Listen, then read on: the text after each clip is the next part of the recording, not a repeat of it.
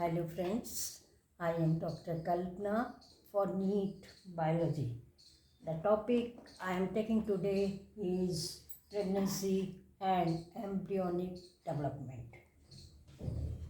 Last video में हमने fertilisation और इम्प्लांटेशन पढ़ा था।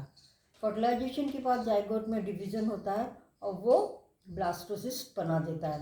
ब्लास्टोसिस्ट के स्ट्रक्चर में हमने देखा था कि एक तो outer most layer of cells होती है जिसको हम ट्रोफोब्लास्ट कहते हैं और एक होता है इनर मास। तो ये तो इस तरह का स्ट्रक्चर था जब ये यूट्रस के एंडोमेट्रियम में इम्प्लांट हो जाता है या एम्बेडेड हो जाता है। ये होता है फर्टिलाइजेशन के 1 वीक में के बाद। तो 1 वीक तो इसका फर्टिलाइजेशन के बाद इम्प्लांटेशन में लग जाता है और ये स्ट्रक्चर जो वहाँ जाके बन जाता है इसमें यूट्रस में इम्प्लांट होने से पहले वो कहलाता है ब्लास्टोसिस्ट। और ब्लास्टोसिस्ट में ये 2 मेन रीजन डिवाइड हो जाते हैं। जो सेल्स होती है वो 2 में अरेंज हो जाती हैं। एक को तो कहते हैं हम, ये बाहर वाला तो ये कहलाता है ट्रोफोब्लास्ट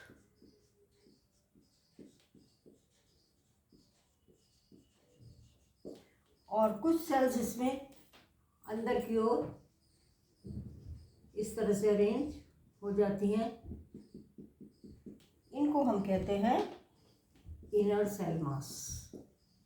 इनर सेल मास।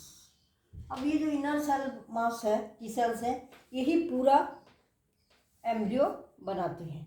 तो पूरा जो बेबी डेवलप होता है वो इन्हीं इनर मास ऑफ सेल्स से होता है। अब इसके बाद क्या होता है,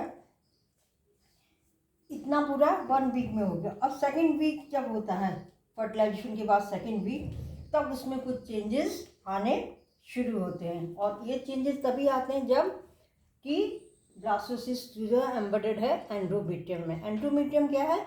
यूट्रस की वॉल है। यूट्रस की वॉल बहुत थिक हो जाती है प्रेगनेंसी से पहले। तो अब जो कुछ भी होगा एम्बेडेड हो जाने के बाद वो उसमें क्या कहलाएंगे हम कि प्रेगनेंसी है। तो यहाँ से प्रेगनेंसी स्टार्ट हो जाती है। अब क्या होता है, 1 वीक के बाद ये ट्रोफोब्लास्ट जो इस सिंगल लेयर सेल है ये 2 में डिवाइड हो जाती है। 2 लेयर बन जाती है। एक तो ये होती है सेलुलर लेयर है ये, हम इसको अब इस तरह से दिखा दे रहे हैं। बार बार सेल्स बनाने में थोड़ा टाइम लगता है। ये तो सेलुलर इनर वाली तो अंदर की तरफ तो एक होती है वो सेलुलर होती है, मतलब उसके में डिवीजन होता है सेल्स में और उसको that is followed by cytokinesis, मतलब सेल्स बनती है बाकायदा। तो ये तो हो गया सेलुलर वाली लेयर। इसको कहते हैं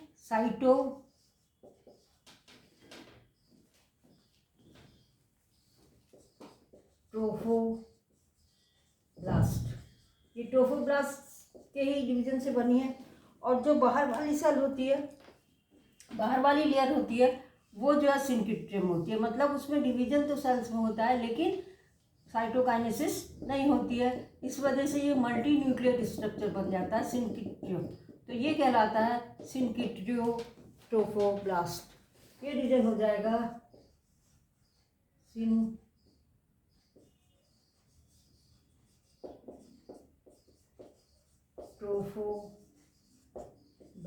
ट्रोफोब्लास्ट के ही 2 लेयर्स हैं। यहाँ ये लेयर्स इसलिए ज़रूरी है समझना क्योंकि जब विलाई बनेंगी प्लेसेंटा में उस समय किस लेयर से विलाई बन रही ये मालूम होना चाहिए। अब जो इनर मास ऑफ सेल्स है ये भी क्या होता है 2 मासेस में डिवाइड हो जाता है। एक तो ये मास सेल्स का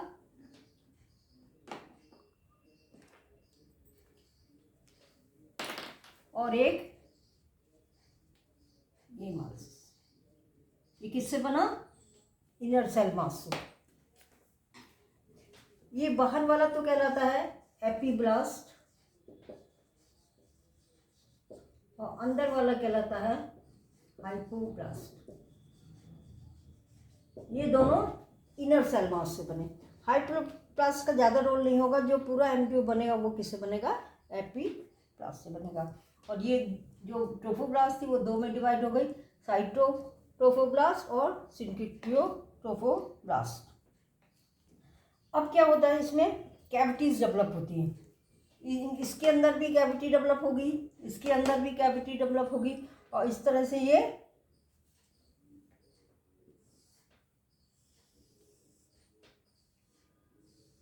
बाकी सेल्स तो हैं ही। और ये अभी कहाँ एम्बेडेड है, यूट्रस के अंदर, यूट्रस की एंडोक्राइन वॉल में भी ये एम्बेडेड है।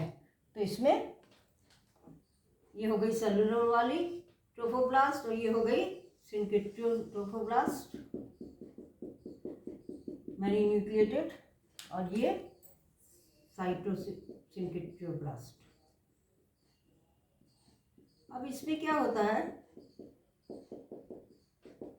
सेल्स हैं न्यूक्लियस के साथ, इसमें यहाँ एपीब्लास्ट में क्या डेवलप हुई, कैविटी।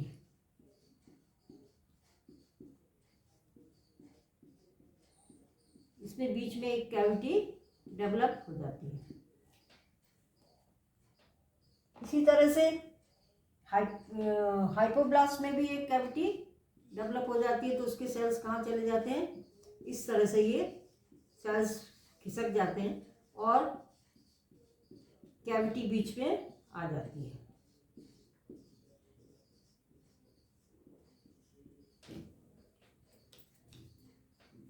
बाकी लेबलिंग तो वही है जो है। और यहाँ पर ये लेयर जो होती है एपीप्लास्ट की बाहर वाली, ये कहलाती है एमनियन,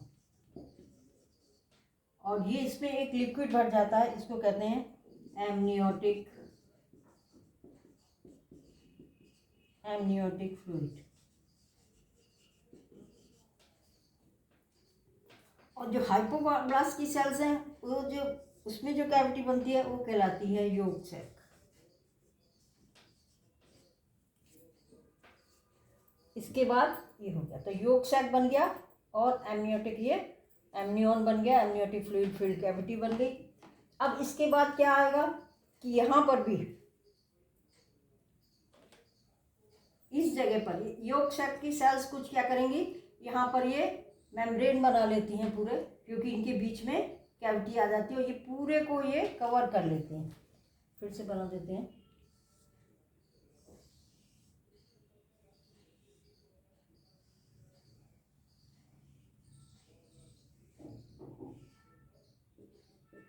ये सेलुलर है, साइटोट्रोफोब्लास्ट है, ये सेलुलर है, इसमें सेल्स में न्यूक्लियाई है। फिर ये सिंकिटियोट्रोफोब्लास्ट है, इसमें बहुत सारे न्यूक्लियाई हैं।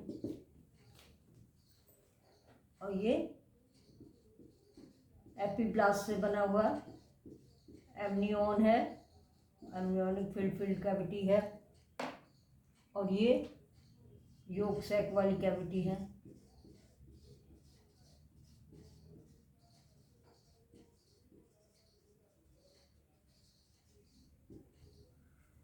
ये यॉर्क सैक है।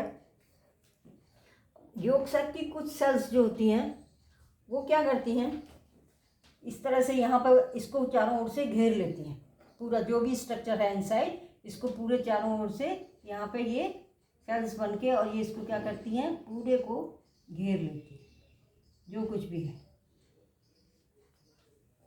ये सेल्स यॉर्क सैक की सेल्स आके इसको घेर लेती हैं, और फिर इसके अंदर कैविटी बनती है। तो कैविटी बनने से ये इस तरह का स्ट्रक्चर हो जाता है।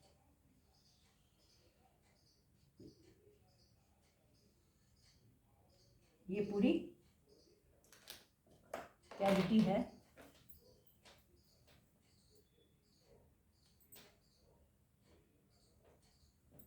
ये यॉर्क सैक की सेल्स जो हैं पूरे स्ट्रक्चर को कवर कर लेती हैं, और बाद में उसके अंदर कैविटी बन जाती है।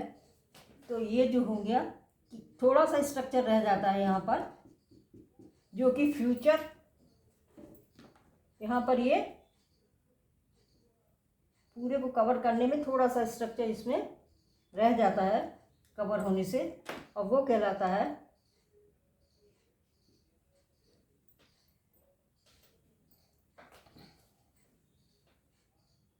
ये स्ट्रक्चर जो बना, योक सैक की सेल्स ने पहले इसको स्ट्रक्चर को पूरे को ढक लिया और फिर वो डिवाइड करते हैं, उनके बीच में कैविटी बन जाती है। उसकी वजह से ये जो मेम्ब्रेन बन जाती है कहलाती है एक्स्ट्रा एम्ब्रियोनिक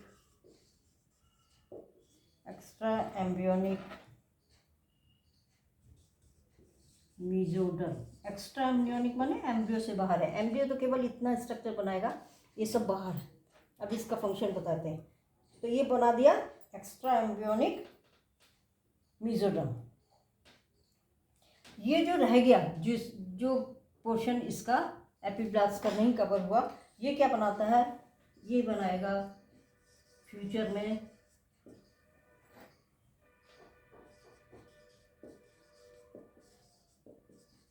अम्बिलाइकल कॉर्ड।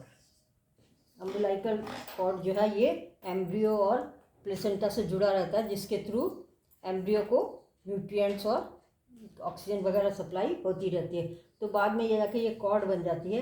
तो ये फ्यूचर एम्बिलाइकल कॉर्ड है, क्योंकि जो एक्स्ट्रा एम्ब्रियोनिक मीजोडर्म है उसने पूरे को कवर किया है, केवल ये पोर्शन जहाँ एम्बिलाइकल कॉर्ड बननी है वहाँ का छोड़ दिया है।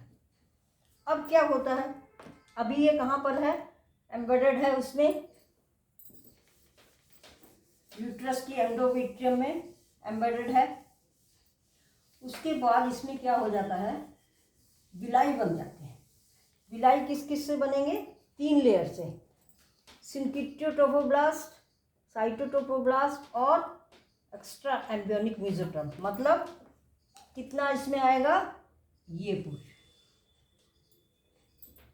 ये इतनी 3 लेयर्स, सिंकिट्रोट्रोफोब्लास्ट, फिर साइटोट्रोफोब्लास्ट और ये एक्स्ट्रा एम्ब्रियोनिक मीजोडर्म, ये क्या बनाएंगी? जो मदर सेल प्लेसेंटा है, मदर का जो यूट्रस का टिश्यू है, उसके अंदर इस तरह से ये क्या बना लेती हैं?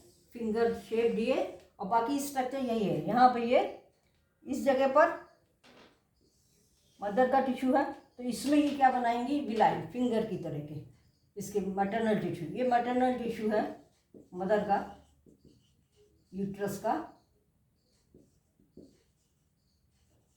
अब इसमें लेयर कौन कौन सी होंगी विलाई बनाने में? एक तो ये हो गई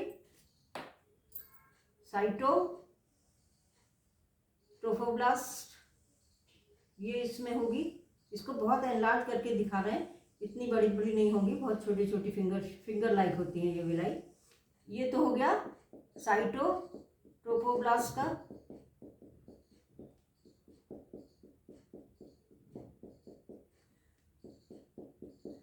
फिर इसमें कौन सी आ गई? सिंकिट्रोफोब्लास्ट,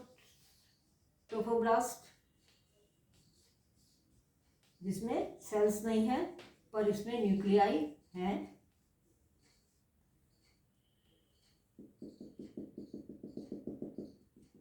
और तीसरी कौन सी आ गई?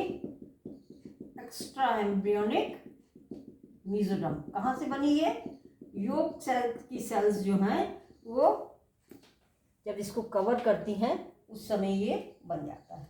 तो तीसरी लेयर जो हो गई वो क्या हो गई? इसके अंदर एक्स्ट्रा एम्ब्रियोनिक मीजोडर्म। तो ये 3 लेयर जो है ये बनाती है विलाई। और ये विलाई में वेस्कुलर सप्लाई बहुत ज़्यादा रहती है। यहाँ एक चीज़ और समझने की है कि जब ये विलाई ऐसे मैटरनल टिश्यू में घुसेंगी तो मैटरनल टिश्यू की भी क्या होगा? विलाई बन, इस तरह के स्ट्रक्चर बन जाएंगे। क्यों?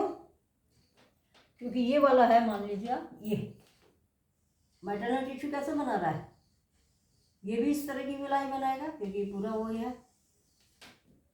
तो मैटरनल और एम्ब्रियोनिक ये इस तरह से ये एक दूसरे को बिल्कुल कस के पकड़ लेती हैं इस तरह से। और इसको बनाने में कौन कौन सी लेयर हुई है? काम आई विलाई। ये जो होंगी ये कहलाएंगी कोरियोनिक विलाई। ये है कोरियोनिक विलाई है। विलम सिंगुलर होता है, प्लूरल बहुत सारी होती हैं, ये विलाई होती है। और अंदर स्ट्रक्चर वही होगा, ये पूरा ये गोल स्ट्रक्चर ये यहाँ पर ये पूरा होगा, बस ये इस जगह पर निकल आती है। तो ये स्ट्रक्चर यदि हम वैसे देखें तो इस तरह का आएगा। और बाकी स्ट्रक्चर इसमें बिल्कुल सेम सारा रहेगा। ये एपिब्लास्ट रहेगा, फिर यहाँ पर ये योग सैक रहेगा, सारे स्ट्रक्चर रहेंगे। इसमें ये लेयर्स होंगी और ये मैटरनल, और मैटरनल में ये बहुत ज़्यादा वेस्कुलर सप्लाई हो जाती है। इसकी जो वेन्स होती हैं मैटरनल मदर की, ये वेन्स क्या ब्लड वेसल्स सारी ये बहुत फूल जाती हैं और ये ब्लड सब इसको खूब देती हैं, क्योंकि इसी ब्लड से ही इसको न्यूट्रिएंट मिलना है।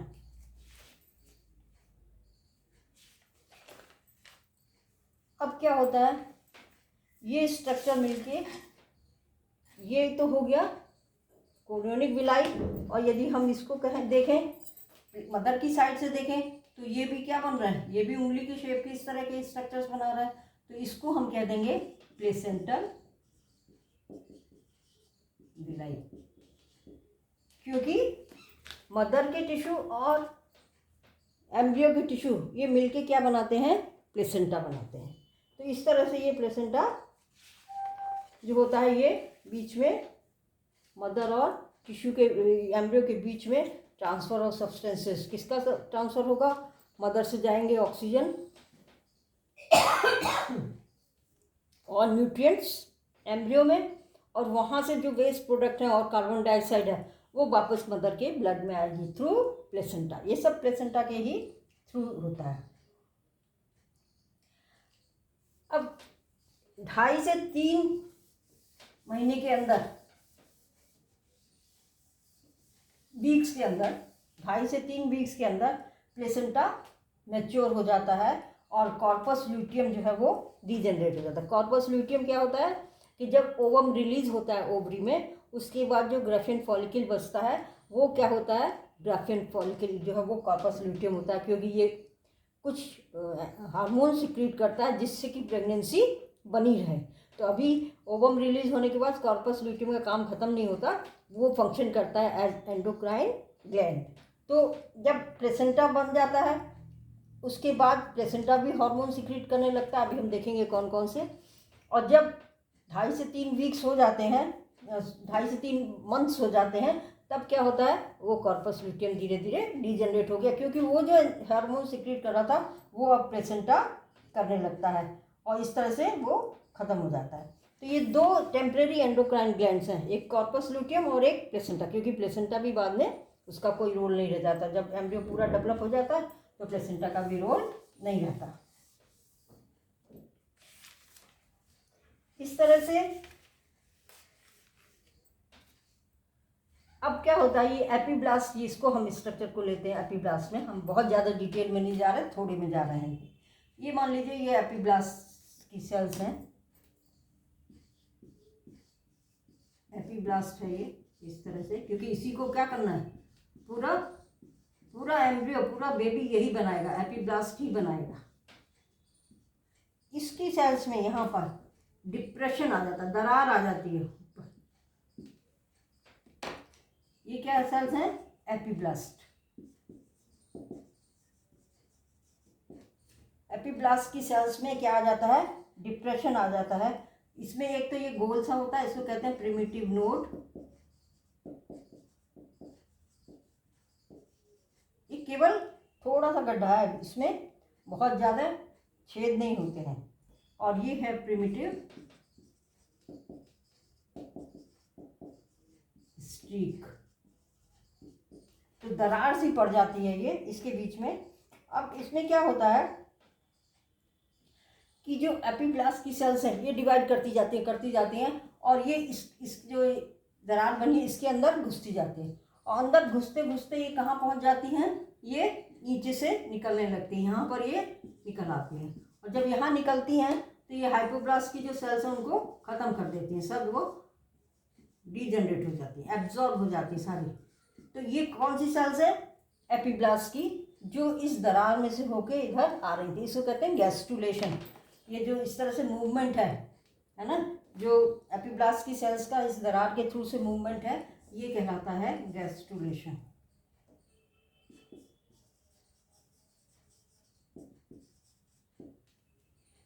फिर बाद में कुछ सेल्स जो है इसके अंदर भी आ जाती है, पर ये लूजली अरेंज रहती है, इतनी टाइटली नहीं रहती जितनी कि ऊपर वाली और अंदर वाली रहती हैं। और ये ऊपर वाली जो रह गई एपिब्लास्ट की सेल्स, ये क्या बनाती हैं?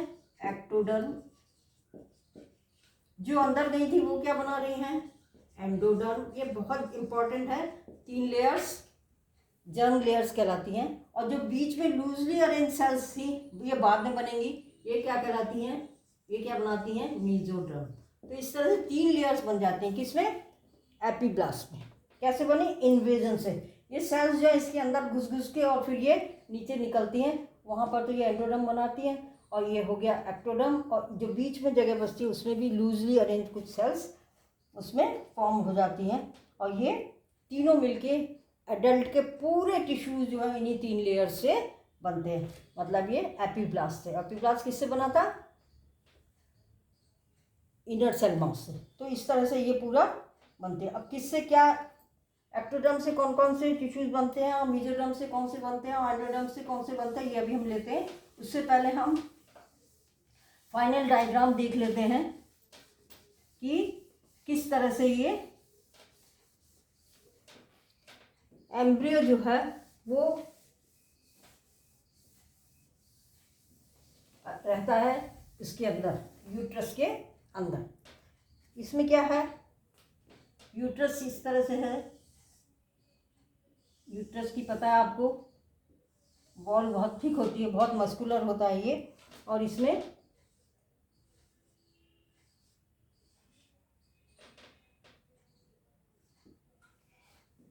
कैविटीज की बहुत कम होती है, ज़्यादातर तो इसकी क्या होती है? मसल से ही गिर जाती है।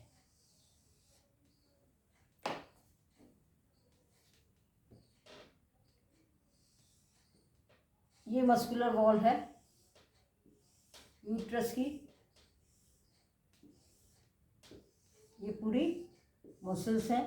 और बाहर जो सबसे अंदर की है वो क्या कहलाती है? एंड्रोमेट्रियम। और इसमें बहुत सारा वेस्कुलेशन होता है। वेस्कुलेशन मतलब वेसल्स बहुत ज़्यादा होती हैं, ब्लड वेसल्स वगैरह बहुत ज़्यादा होती हैं। और इसके बाद ये जो है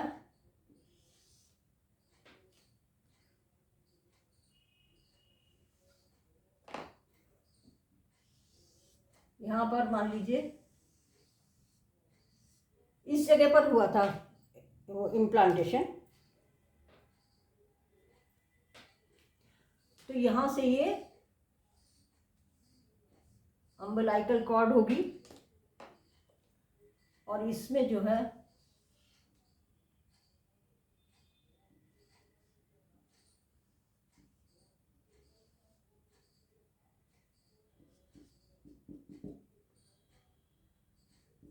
ये है एम्ब्रियो। और यहाँ पर ये विलाई होंगी। ये जो विलाई कैसे बनी ये हमने बता दिया है। और यहाँ पर ये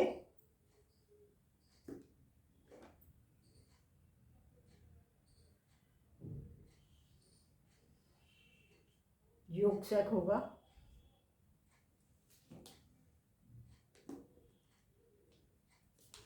और विलाई यहाँ पर 3 लेयर से बनी थी विलाई। ये मैटरनल टिश्यू में अंदर जाती हैं। 3 लेयर कौन कौन सी थी? सिंकिट्रोट्रोफोब्लास्ट और साइटोट्रोफोब्लास्ट और ये पोर्शन जो है ये कैविटी है पूरी यूट्रस की। ये पूरी यूट्रस की कैविटी है।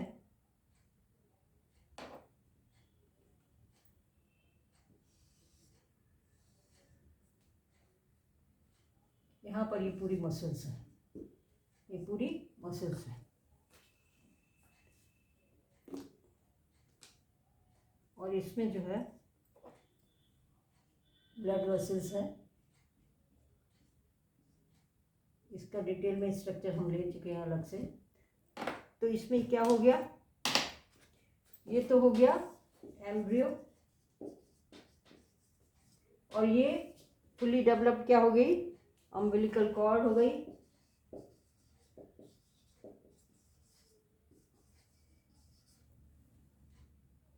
इसमें भी ब्लड वेसल्स होती हैं, वेसल्स अपनी होती है क्योंकि इसी के थ्रू सब सप्लाई होती है इसके अंदर।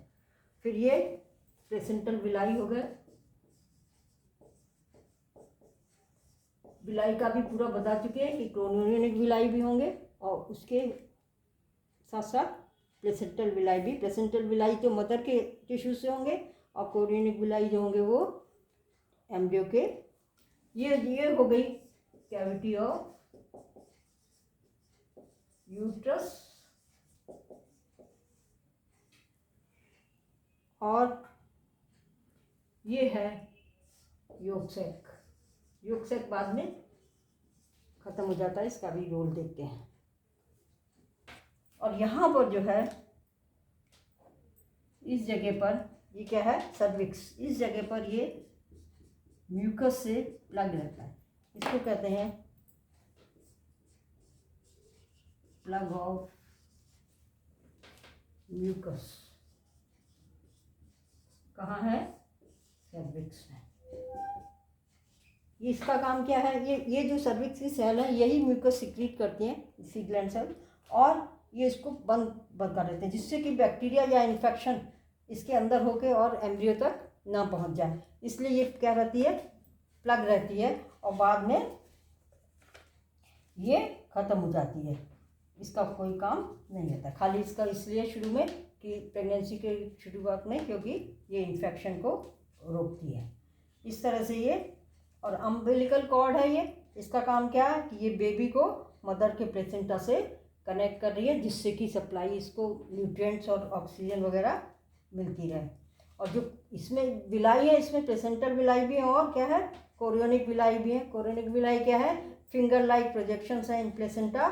किस किस से बना है ये हमने आपको पहले ही समझा दिया, सिंकिट्रोफोब्लास्ट, साइटोसिट्रोफोब्लास्ट और एक्स्ट्रा एम्ब्रियोनिक मेम्ब्रेन से बनता है। इनसे फ़ायदा क्या होता है कि एब्जॉर्प्शन का सरफेस एरिया बढ़ जाता है। यदि फिंगर लाइक प्रोजेक्शन नहीं होंगे तो सरफेस एरिया क्या रहेगा, कम रहेगा, और इसकी वजह से सरफेस एरिया क्या हो जाता है, बढ़ जाता है, जिससे कि प्रोडक्ट मैटरनल ब्लड से जो वो ज़्यादा से ज़्यादा एम्ब्रियो को अवेलेबल हो सके। योग सैक जो है ये भी पिछले बताया आपको कि ये ट्रोफोब्लास्ट सेल से बनता है और इसका काम क्या रहता है, न्यूट्रिएंट और ऑक्सीजन सप्लाई करना टू द डेवलपिंग एम्ब्रियो पहले 12 वीक्स तक, क्योंकि उसके बाद तो ये काम प्लेसेंटा करता है, लेकिन तब तक शुरू के 12 वीक्स तक ये जो है इसको यॉर्क सैक ये ऑक्सीजन और न्यूट्रिएंट सप्लाई करता है। और जो सबसे पहली ब्लड बनती है, ब्लड सेल्स, वो भी कौन बनाता है, ये यॉर्क सैक पे ही बनती है। और 10 वीक के बाद ग्रेजुअली धीरे धीरे क्या होता है, छोटा होता जाता है और अंत में एम्ब्रियो इसको एब्जॉर्ब कर लेता है, तो यॉर्क सैक भी ख़त्म हो जाता है। तो इस तरह से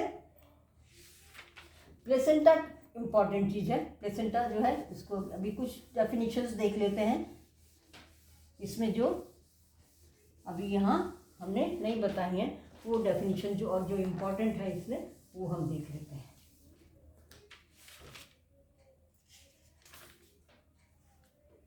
एक तो प्लेसेंटा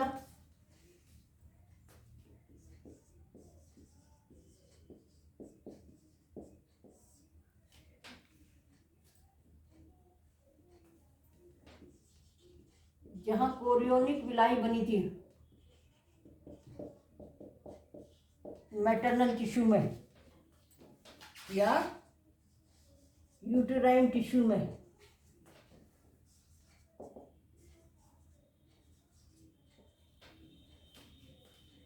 ये क्या होती हैं, दोनों विलाई इंटरडिजिटेटेड हो जाती है।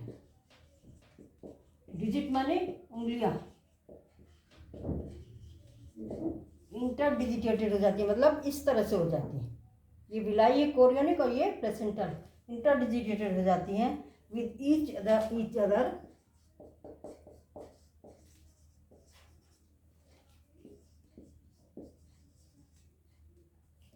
and jointly form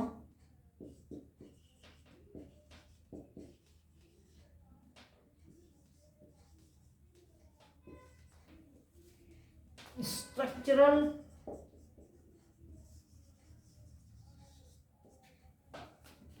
and functional proportional unit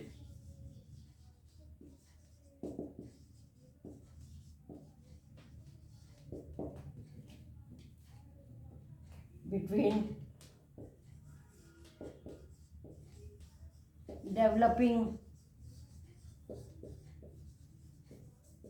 embryo and maternal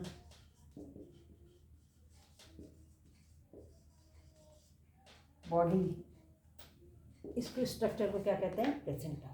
तो प्लेसेंटा स्ट्रक्चर और फंक्शन यूनिट है between developing embryo and maternal body. और ये कांटेक्ट में किस तरह रहते हैं एम्ब्रियो और मदर? ये प्रोजेक्शन से, finger like projection, chorionic villi और यूटेराइन विलाई। अब क्या होता है, एक टर्म आता है स्टेम सेल्स। स्टेम सेल्स यहाँ पे कहाँ होंगे? Inner cell mass. पूरा का पूरा एम्ब्रियो किससे बनता है? इनर सेल मास से, क्योंकि इनर सेल मास ही किसमें बदले थे? एपीब्लास्ट और हाइपोब्लास्ट में, और एपीब्लास्ट से ही पूरा एम्ब्रियो बना था। तो स्टेम सेल में कुछ सेल्स होती हैं ऐसी जो डिफ्रेंशिएट होकर कोई भी ऑर्गन, कोई भी टिश्यू बना सकती हैं। तो ये स्टेम सेल्स क्या हैं? Some cells of the inner cell mass, जो कि पोटेंसी उसमें होती है, पोटेंसी उसमें वो पोटेंट होते हैं, किस लिए? Give rise to all other cells and with specialised function and so can produce tissue and an organ. All the tissues and ये स्पेशल सेल्स हैं, special cells in inner cell mass capable of producing all tissues and organs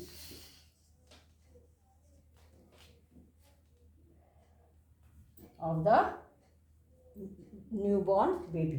तो stem cells यदि जब तक हैं तब तक तो कोई भी ऑर्गन बन सकता है। तो ये पूरा इनर सेल मास से ही बना है, जितने भी ऑर्गन्स बने सब क्या बने? इनर सेल मास से ही बने हैं। तो ये हो गया इनर सेल मास का। अब इसके बाद हम देखते हैं कि हार्मोन्स जो हैं ये बहुत इम्पोर्टेंट है।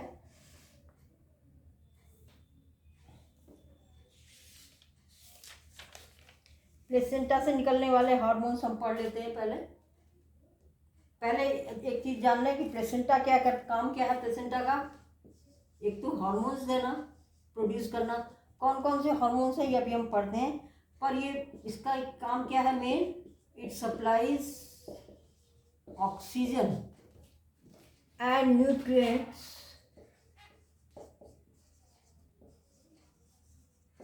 किसको? To the embryo, to the developing embryo, and removes, क्या रिमूव करेगा? जो कार्बन डाइऑक्साइड वहाँ प्रोड्यूस होगी। एंड एक्सक्रीटरी, एक्सक्रीटरी माने क्या हो गया? Waste materials. कहाँ से? फ्रॉम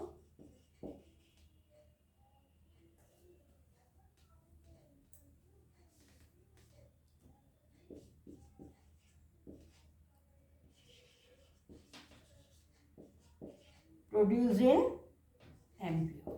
तो ऑक्सीजन और न्यूट्रिएंट्स जो ये दे रहा है ये सब ब्लड के थ्रू ही जाता है। और मदर का ब्लड और प्लेसेंटा एम्ब्रियो का ब्लड कभी भी मिलता नहीं है, ये केवल पास पास रहते हैं, जिससे कि ब्लड में ये सब डिफ्यूज़न के द्वारा ही जाते हैं। दोनों का ब्लड कभी मिक्स नहीं होता है। तो ये बहुत इंपॉर्टेंट चीज़ है और ये क्वेश्चन आया, कई बार रिपीट हुआ है और 2013 में भी आया हुआ है ये।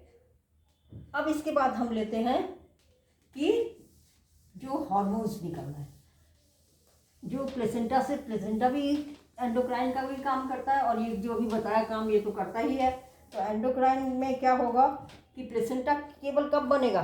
प्रेगनेंसी के समय ही बन रहा है, इसका मतलब इसके जो हार्मोन्स प्रोड्यूस होंगे वो भी कब होंगे, केवल प्रेगनेंसी में। तो ये टेम्परेरी एंडोक्राइन ग्लैंड है, ये हर समय प्रोड्यूस नहीं होंगे हार्मोन्स। तो इसमें पहला सबसे इम्पोर्टेंट हार्मोन है, ये है HCG। इसका फुल फॉर्म है ह्यूमन कोरियोनिक गोनाडोट्रोपिन।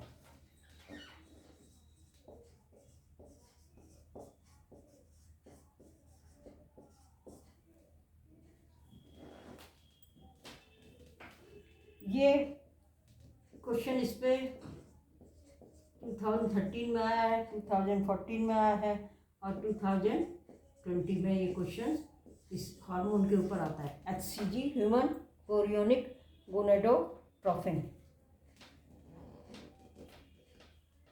कहाँ प्रोड्यूस होगा ये? सिंसिशियोट्रोफोब्लास्ट। सिंसिशियोट्रोफोब्लास्ट आपको बताया था कि ब्लास्टोसिस्ट के जो ट्रोफोब्लास्ट होता है वो दो में बढ़ जाता है, सिंसिशियोट्रोफोब्लास्ट और एक सेलुलर। तो सिंसिशियोट्रोफोब्लास्ट ये सिक्रीट कर रहा है, कहाँ पर है ये? यूट्रस के अंदर, और वहाँ से ये सिक्रीट करता है और प्लेसेंटा से, और केवल प्रेगनेंसी के समय ही प्रोड्यूस होगा। इसका मतलब क्या हो गया कि बहुत इम्पॉर्टेंट टेस्ट है प्रेगनेंसी का, और जो स्ट्रिप वगैरह से प्रेगनेंसी टेस्ट की जाती है वो उसमें भी यही हार्मोन को हम टेस्ट करते हैं। यदि ये हार्मोन है तो प्रेग्नेंट है लेडी, अदरवाइज नॉट। काम क्या है? Stimulates corpus luteum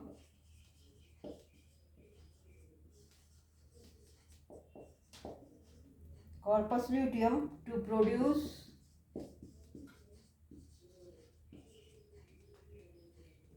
progesterone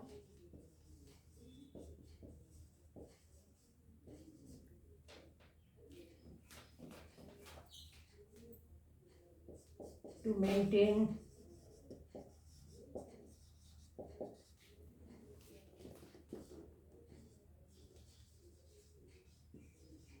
pregnancy. Progesterone जो है उसका काम क्या होता है? ये हेल्प करता है प्रेगनेंसी मेंटेन करने में, इसलिए कौन सिक्रीट करता है? Corpus luteum. तो ये जो हार्मोन जो सिक्रीट हो रहा है प्लेसेंटा से, HCG, ये क्या करता है? स्टिमुलेट करता है कॉर्पस ल्यूटियम को कि तुम प्रोजेस्टेरोन सिक्रीट करो, जिससे कि प्रेगनेंसी क्या रहे? मेंटेन रहे। तो ये बहुत इम्पॉर्टेंट है, और इसी को हम टेस्ट करते हैं चेक करने के लिए कि प्रेगनेंसी है कि नहीं है। और ये पहला एंजाइम हो गया जो प्लेसेंटा से सिक्रीट होता है। फिर दूसरा एंजाइम है, दूसरा हार्मोन है, sorry, HPL, human placental lactogen. Human placental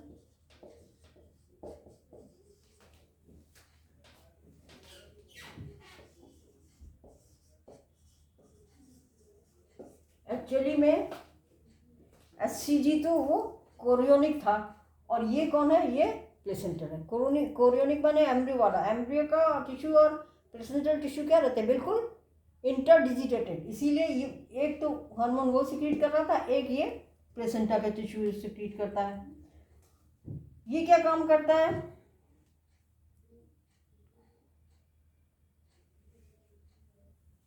regulate metabolism,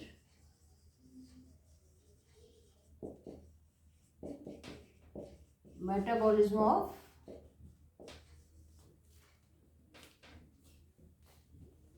fat and carbohydrate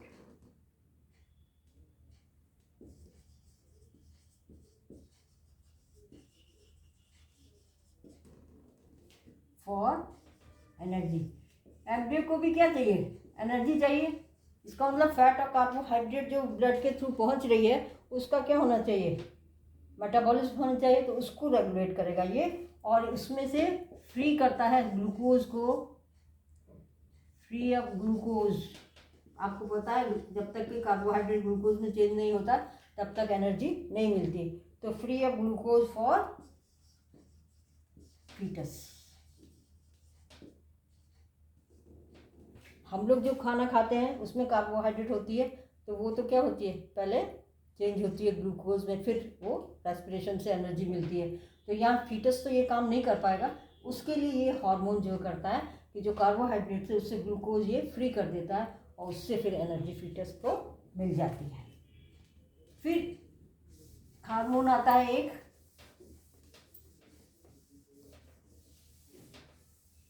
इससे ही सिक्रीट होने वाला हार्मोन है एस्ट्रोजेंस।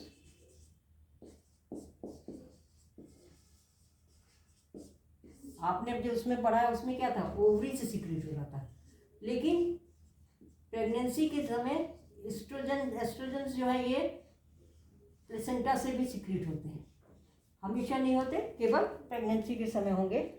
तो ये ओवरी से भी सिक्रीट होता है और प्लेसेंटा से भी सिक्रीट होता है, और ये क्या करता है, मेंटेन, इसका काम क्या है, to maintain a healthy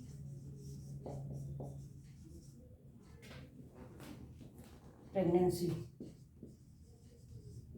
healthy pregnancy के लिए ये जरूरी है, और ये दोनों प्रोड्यूस करते हैं, ओवरी भी और प्लेसेंटा भी, और ये ट्रिगर्स करता है the development of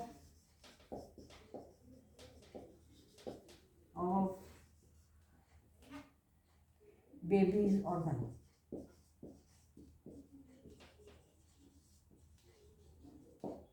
babies organ को ये ट्रिगर करता है बनाने में। दूसरा है प्रोगेस्ट्रोजेंस। ये क्या होते हैं, ये भी ओवरी से प्रोड्यूस होते हैं, लेकिन प्रेगनेंसी के समय ये प्लेसेंटा से प्रोड्यूस होते हैं, और इसकी वजह से क्या होता है, ये हेल्प करता है टू ग्रो, यूट्रस को भी बड़ा होना है क्योंकि उसके अंदर ही फीटस का डेवलपमेंट हो रहा है, तो ये यूट्रस को ग्रो होने में मदद करता है, क्योंकि प्रेगनेंसी के समय यूट्रस का साइज भी क्या होना चाहिए, बड़ा होना चाहिए, एंड कीप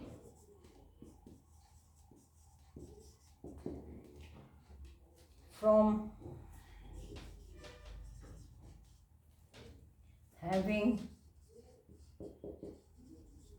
कॉन्ट्रैक्शन, मतलब यूट्रस में कॉन्ट्रैक्शन ना हो, इसको बनाए रखता है। कॉन्ट्रैक्शन नहीं होना चाहिए, यदि कॉन्ट्रैक्शन होगा तो क्या हो जाएगा, प्री मैच्योर बर्थ हो जाएगी। जो यूट्रस में कॉन्ट्रैक्शन होता है वो बर्थ के समय होता है, और बर्थ से पहले ना कॉन्ट्रैक्शन नहीं हो, इसको कौन बनाए रखता है, प्रोगेस्टेरोन। और ये ब्रेस्ट को भी मदद करता है कि मिल्क बनाने पे तैयार रहने के लिए, help breast get ready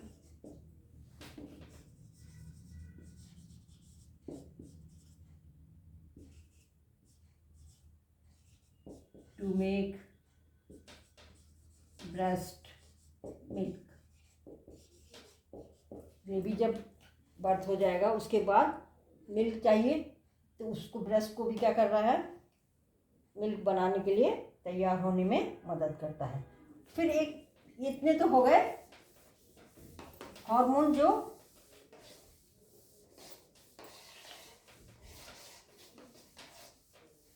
placenta से सिक्रीट हो गए। इसके अलावा एक हार्मोन है इम्पॉर्टेंट, रिलैक्सिन।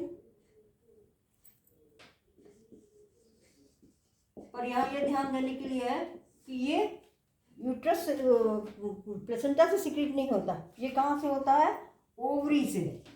ये इम्पोर्टेंट चीज है, लेकिन कब होगा, at later phase of pregnancy. तो दो चीजें इस पे इम्पोर्टेंट हो गई, एक तो ये प्लेसेंटा से नहीं सिक्रीट हो रहा है, बल्कि कहाँ से हो रहा है, ओवरी से हो रहा है, लेकिन कब हो रहा है, जब काफ़ी प्रेगनेंसी का टाइम बीत जाता है। उसके बाद लेटर फेज, हम पूरे प्रेगनेंसी के टाइम को 3 में डिवाइड करते हैं। फर्स्ट ट्राइमेस्टर 3 महीने का, फिर सेकेंड ट्राइमेस्टर 3 से 6 महीने का, और फिर थर्ड ट्राइमेस्टर वो 6 से 9 महीने का। तो ये लेटर फेज में ये सिक्रीट होता है। और ये इसका काम क्या है? रिलैक्सिन नाम से ही समझ में आ रहा है। काम क्या है? It loosens and relaxes muscles, joints and ligament during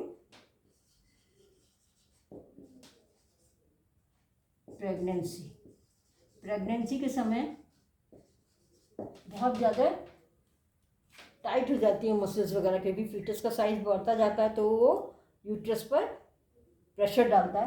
तो उसको प्रेशर को लूज करने के लिए क्या होता है? रिलैक्स मसल्स को करने के लिए मसल्स, जॉइंट्स और लिगामेंट्स को ये रिलैक्सिन काम करता है। और दूसरा ये हेल्प्स इन, जब डिलीवरी के समय भी ये मदद करता है। हेल्प्स इन डिलीवरी, जब बेबी बर्थ होती है उस समय बाई क्या होगा? सर्विक्स की जो टिश्यूज़ हैं उसी के थ्रू बेबी को निकलना है। तो वो तो छोटा सा होता है रास्ता, उसको फैल जाना है जिससे कि वो आसानी से डिलीवरी हो जाए। Helps in delivery by relaxing, किसको रिलैक्स करेगा? Connective tissues of cervix. तो ये रिलैक्सिन इम्पॉर्टेंट है। रिलैक्सिन इम्पॉर्टेंट है, ये ध्यान की बात है कि ये प्लेसेंटा से नहीं सीक्रेट हो रहा, ओवरी से। इसका मतलब क्या हुआ? बहुत इंपॉर्टेंट चीज़ है कि यदि हम लेटर फेज ऑफ प्रेगनेंसी में ओवरी निकाल दें तो रिलैक्सिन सीक्रेट नहीं होगा। इसलिए ओवरी पूरे, अब इसका कोई वैसा तो रोल नहीं है, फीटस तो डेवलप हो रहा है यूट्रस में, लेकिन ओवरी का भी रोल है क्योंकि ये रिलैक्सिन प्रोड्यूस करता है। और रिलैक्सिन जो है इतने सारे ये काम करता है। ये क्वेश्चन आया हुआ है 2021 में, रोल ऑफ रिलैक्सिन। और ये ध्यान देना है कि ये ओवरी से सिक्रीट हो रहा है। इसके अलावा ये तो हो गए कहाँ से? ओवरी से और प्लेसेंटा से सिक्रीट होने वाले जो डायरेक्ट कंट्रोल कर रहे हैं। लेकिन इसके अलावा और जो हार्मोन्स आप पढ़ते हो एंडोक्राइन सिस्टम में, वो भी सबका लेवल क्या होता है? मदर में बढ़ जाता है। क्यों बढ़ जाता है? क्योंकि फीटल ग्रोथ होनी है, उसकी मेटाबॉलिक चेंजेस मदर में जो होने हैं वो, और मेंटेनेंस ऑफ प्रेगनेंसी, इतनी चीज़ें हैं। फीटस के ग्रोथ के लिए जो हार्मोन्स चाहिएंगे, या जो मेटाबॉलिक चेंजेस जो मदर के अंदर होते हैं उसके लिए जो हार्मोन्स चाहिए, और प्रेगनेंसी को मेंटेन करने के लिए जो चाहिए, कौन कौन से हैं? ईस्ट्रोजन, जो प्लेसेंटा के अलावा ईस्ट्रोजन ओवरी से सिक्रीट होते हैं, ये चाहिए, ईस्ट्रोजन चाहिए। फिर प्रोगेस्टेरोन प्लेसेंटा के अलावा, प्रोगेस्टेरोन, और उसके बाद फिर कोर्टिसोल। इनका डायरेक्ट रोल नहीं है डिलीवरी में, लेकिन इनडायरेक्टली ये सारे के सारे क्या होंगे? जरूरत पड़ते हैं। प्रोलैक्टिन हो गया, थायरॉक्सिन हो गया, इन सब का लेवल भी क्या होता है? कई गुना बढ़ जाता है मदर में ड्यूरिंग प्रेगनेंसी। क्यों बताया? पहली चीज़ तो प्रेगनेंसी मेंटेन करने के लिए, एम्ब्रियो की ग्रोथ के लिए, और जो मेटाबॉलिक चेंजेस मदर के अंदर हो रहे हैं उन सबको सपोर्ट करने के लिए ये क्या हो जाता है? ये बढ़ जाता है। इतने तो ये हार्मोन्स हुए जो कि डायरेक्टली या इनडायरेक्टली मदर को और एम्ब्रियो को डेवलप होने के लिए जरूरी है। अब हमने 3 जर्म लेयर्स बताई थी, उसमें एक्टोडर्म क्या बनाता है आगे चल के? एक्टोडर्म बनाएगा नर्वस टिश्यू, पूरा नर्वस सिस्टम जो इसी से बनेगा, एक्टोडर्म से। एक्टोडर्म कहाँ पे बना था? जब एपिब्लास्ट की सेल में इन्वेजन शुरू हुआ था तो जो सबसे ऊपर जो सेल्स रह गई थी वो एक्टोडर्म थी। और स्किन, ये सब चीज़ें किससे बनती हैं? एक्टोडर्म से। फिर मीजोडर्म मेसोडर्म बीच बीच में लूज टिश्यूज थे, लूज सेल्स थी। पहले एक्टोडर्म बनता है, फिर एंडोडर्म बनता है, फिर बीच की जगह जो है वो मेसोडर्म में सेल्स भरती हैं। तो मेसोडर्म से क्या क्या बनता है? कनेक्टिव टिश्यूज जैसे कि बोन्स एंड मसल्स, जितनी भी कनेक्टिव टिश्यूज हैं वो मेसोडर्म से बनते हैं। फिर एक्सक्रीटरी सिस्टम में जो कुछ होता है वो, फिर सर्कुलेटरी जो ब्लड वेसल्स वगैरह होती हैं, सर्कुलेटरी सिस्टम, फिर लिम्फेटिक सिस्टम, लिम्फेटिक वेसल्स वगैरह होती हैं, और ये रिप्रोडक्टिव सिस्टम। इसके जो ऑर्गन्स हैं वो सब किससे बनते हैं? वो मेसोडर्म से बनते हैं। ये जर्म लेयर्स कहलाती हैं। और फिर आ गया एंडोडर्म। एंडोडर्म से लंग्स बनते हैं, लीवर बनता है, पैंक्रियाज बनता है, और जितने भी हमारे ऑर्गन्स हैं उनकी इनर लाइनिंग जो है वो सब कौन बनाता है? एंडोडर्म होता है। ये inner lining of body organ. तो इस तरह से ये 3 जर्म लेयर जो कि एपिब्लास्ट से बनी थी, उनसे ये ऑर्गन्स बनते हैं। तो इस तरह से पूरा का पूरा जो बेबी बना, सारे ऑर्गन्स, ये सब अंततः किससे बने हैं?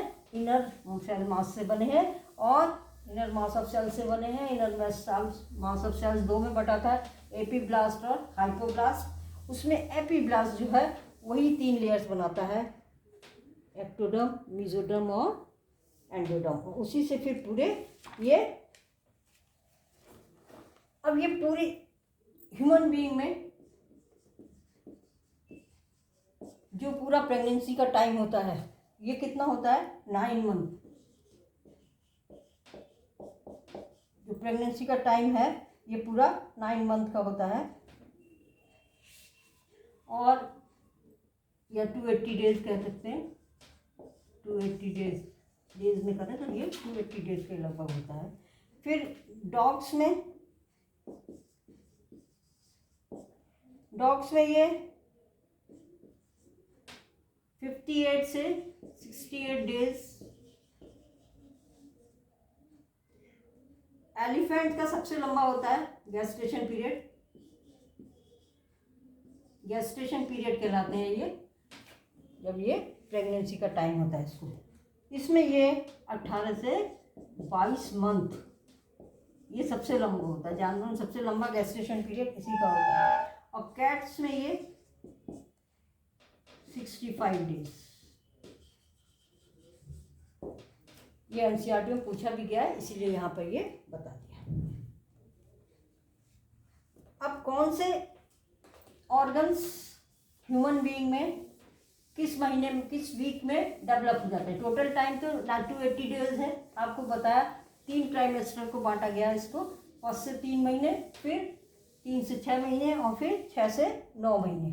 तो इस तरह से ये अलग अलग ऑर्गन्स अलग अलग टाइम पे बनते हैं। हम देखें हार्ट कब डेवलप हो जाता है एम्ब्रियो में। हार्ट जो है वो आफ्टर 1 मंथ हार्ट डेवलप हो जाता है। और इसका मतलब क्या हो गया? जब हार्ट डेवलप हो गया तो उसकी बीट हम स्टेथोस्कोप में सुन सकते हैं। इसका मतलब प्रेगनेंसी के 1 महीने के बाद हार्ट बीट सुन सकते हैं। स्टेथोस्कोप से हार्ट बीट एम्ब्रियो की सुनी जा सकती है। फिर लिम्स एंड डिजिट्स, हाथ पैर और उनकी डिजिट्स छोटी छोटी, बिल्कुल क्लियर हाथ पैर नहीं होते पर उसमें निकल आती है। ये होता है bye the end of 2nd month. मतलब लगभग 8 वीक के बाद ये आर्म्स और लिम्स और ये डिजिट्स बन जाती हैं। अब लिम्स पूरी तरह से develop, limbs and external genital organs,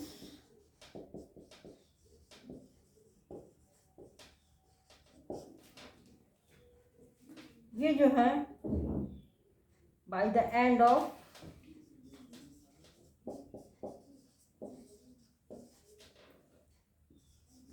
by the end of 12 weeks. 12 weeks का मतलब 3 महीने, मतलब क्या हो गया, फर्स्ट ट्राइमेस्टर। फर्स्ट ट्राइमेस्टर में लिम्स पूरी तरह से डेवलप हो जाएंगे, एक्सटर्नल जेनाइटल ऑर्गन्स भी डेवलप हो जाते हैं। फिर first movement of foetus,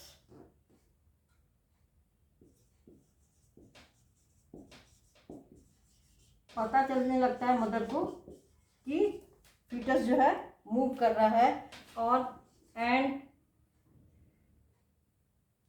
hair on head, सिर पर बाल आ जाते हैं, सिर पर बाल आ जाते हैं बेबी के अंदर। ये जो है ये हो जाता है ड्यूरिंग 5th मंथ।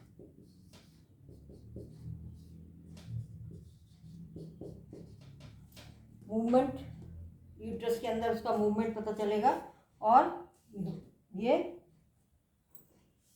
सिर पर, हेड पर बाल आने शुरू हो जाते हैं। उसके बाद बॉडी कवर्ड विद, आपको पता है हमारी बॉडी पर हेयर्स होते हैं, मैमलियन की ये कैरेक्टर होता है। Body covered with fine hair,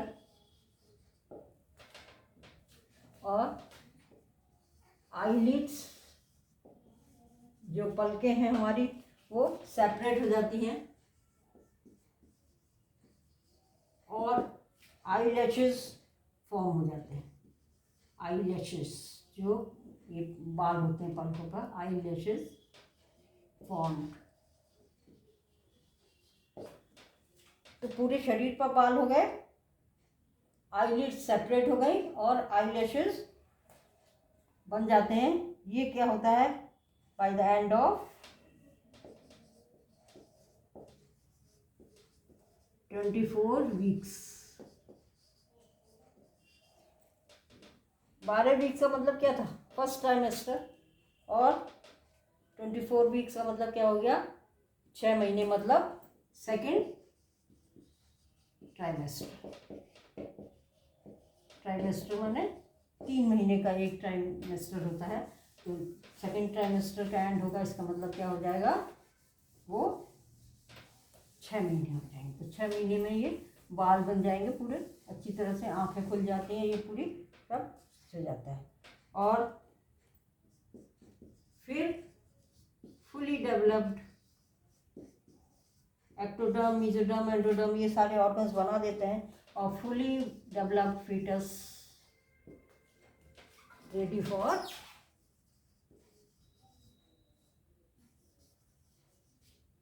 for delivery. ये कब होगा, by the end of 9 month of